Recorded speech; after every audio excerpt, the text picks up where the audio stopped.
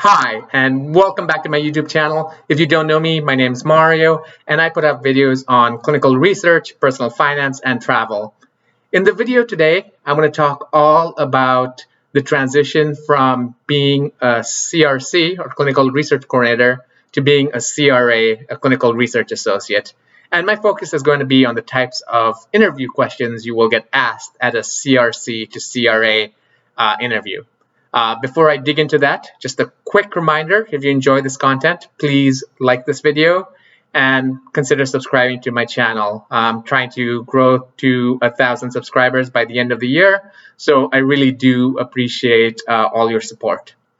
All right, so why am I talking about CRC to CRA? Well, as of late, a lot of CROs have been posting positions for their bridge program, a CRC to CRA bridge program. Essentially, they take coordinators and then train them to be monitors. This is not how I became a CRA, just a full disclaimer.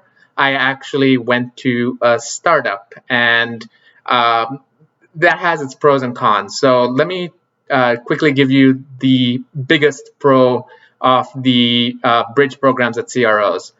The biggest pro is that they are extremely well established. CROs have a lot of experience in transitioning coordinators to monitors. They know where they have their strengths, weaknesses, where possible knowledge gaps are. The flip side is it's a very rigid program. So if you're looking for a lot of flexibility, you're not going to get that in these bridge programs. They're very structured. So the advantage of going to a startup like I did is that you can end up having more exposure to different things and learning a little more in a baptism by fire way. You're given tasks, you kind of have to figure out how to do them. I worked as a in-house monitor 50% of the time and as a field monitor 50% of the time in my first position. So I got a pretty good understanding of what it was like to manage the trial master file, what it was like to travel, and interacted with regulatory and quality control and other departments. You won't get so much of that at a CRO, but you will become a good monitor, and that's important. If you want to have a good career as a CRA, your monitoring skills need to continue to grow each year, and you need to stay on top of the regulations. So that's my background in terms of coming in via a startup and my thoughts on the CRO bridge programs. So let me get started with some of the questions you're going to be asked. Let's start with the very basic ones. You need to know clinical research acronyms. You cannot be caught off guard with a question like, what is an ICF? So an ICF is an informed consent form. Can you tell me a little bit about how you should go about with the consent process? Well, you need to make sure that the subject is presented the consent form, that the trial is explained to them, that they understand what is being presented to them, that they have sufficient time to review, they understand the risks and benefits, they understand the potential costs, and once they do that, they can then sign to be on the clinical trial. If needed, they can take the consent form home and have time to review it. So make sure you're explaining things in depth. So that's an informed consent form. If you're asked what is an ICF and tell me about the informed consent process.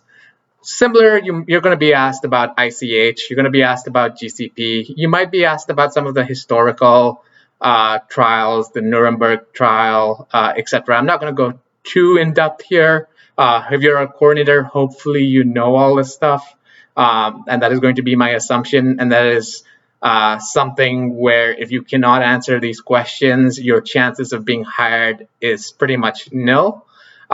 So I would say if you can't answer what's an ICF, what's GCP, what's ICH, what's an IRB, etc., you may want to brush up on your skills before really going through these interviews because you're not ready yet. And hopefully by the time you're interviewing for these bridge programs, you are at a stage where these things can just roll off your tongue immediately.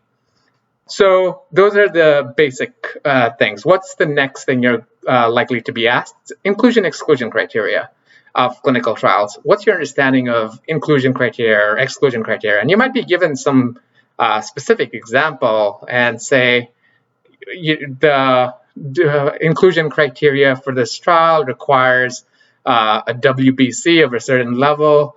Well, we had this patient come in, this was the labs, is this patient eligible? So just be aware of that. You need to know how to tell inclusion and exclusion. Again, if you're a coordinator, hopefully you're looking at inclusion and exclusion criteria anyway on a daily basis or fairly regularly, so you have a pretty good understanding. But this is another place where people will make an assumption that you know what inclusion-exclusion criteria are, and you know how to basically figure out if a subject's eligible for a clinical trial. The next thing on the acronym and basics level is lab acronyms. So things like WBC, RBC, ANC. Do you know what all of those things stand for? So if you don't, definitely brush up on them. There's going to be a huge assumption that you do know this, and you should know these rather quickly and easily. As a study coordinator, you should be looking at labs. So you should know WBC is white blood cell count, RBC is red blood cell count, absolute neutrophil count for ANC. All of these things should just go sort of without saying that you know them well. And with labs, you also need to know about CTCAE. If you are a coordinator, again, this is something that they'd assume you know hands down. If you get into oncology specifically, I have a whole video about the CRA interview in oncology. It goes into extreme depth. In a CRC to CRA type interview, you probably won't need that much depth. They're probably not going to ask you to explain a RECIST in excruciating detail, but I highly recommend watching that video if you're applying for a position focused on oncology. So if you have prior oncology experience, definitely watch that video, but you need to know things off the top of your head, difference between neoadjuvant and adjuvant, what are the basics of RECIST, what's iRECIST. Just terms are really important to know the definitions of. So oncology, if you have that, just go to my video, watch it. I recommend watching it 3 times for oncology. The first time, just watch it through. Second time, watch it and take notes. And the third time, watch it, hit pause, and try to answer it yourself. It's vital that you know the terminology in oncology well for that type of a position. And while I'm saying that, whatever field or therapeutic area you're interviewing at, there's going to be an assumption of basic knowledge. So I spent 95% of my career in oncology, which is why I mentioned oncology and why I created that video. I have only ever monitored 2 trials that were not oncology. One was a cholesterol study and one was a vaccine study. So my strength is in oncology, but every therapeutic area is going to have its specific basics that you need to know, and you need to know them well. And as coordinator, hopefully you're exposed to the basics, so you should know them. So those are the easier questions. I'm trying to look here. I have a few notes that I took from potential things you're going to get asked. The next thing you're going to get asked beyond the basics is situational questions. Things like, tell me about a time when. That's usually how these questions go. Tell me about a time when you dealt with a difficult coworker. Tell me about a time when you had a PI you didn't necessarily get along with. And my favorite question, I was going to make a full separate video about this because it has been sort of the new question. I actually recently interviewed for positions and I got asked this at every single interview. Tell me about a time you made a mistake. And that question caught me a little bit off guard because, yes, we all make mistakes. And it takes a little bit of humility to accept that, yeah, I was wrong. I made a mistake. I came up with one example where I misread an asterisk in a protocol for quality of life questionnaires.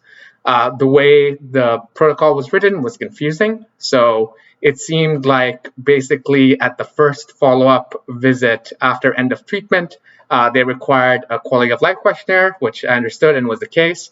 But then they required it 3 additional times in the follow-up period, and the wording wasn't very clear. And I sort of read the protocol, made the assumption what I thought was correct, and then learned that it needed to be done basically at 3-month intervals for a year. So a few quality of life questionnaires were missed because of that error. And I learned to always try not to make assumptions. So if something could be interpreted differently, somebody is going to interpret it differently. So just be aware of that. I became much more aware, and that's the example that I used of a time that I made a mistake. It was my fault. As a coordinator, you might have sent a lab sample somewhere else. You might have done something wrong, but it's not so much what you did wrong that this question is trying to get to. It's what did you do to ensure you realize the error and won't make it again. So it's important to say, well, all right. So in my example, what I learned was I tend to read things and then have a certain understanding of them. And initially, I didn't take the moment to think, well, could this be interpreted differently? Now, when I read through protocols, I often ask myself, is there a different way to interpret this? And if there is, then I need to get clarification on what the intent is, and also make the suggestion that if they amend the protocol to update it in an amendment to make it clearer, because I did not read it as it was intended.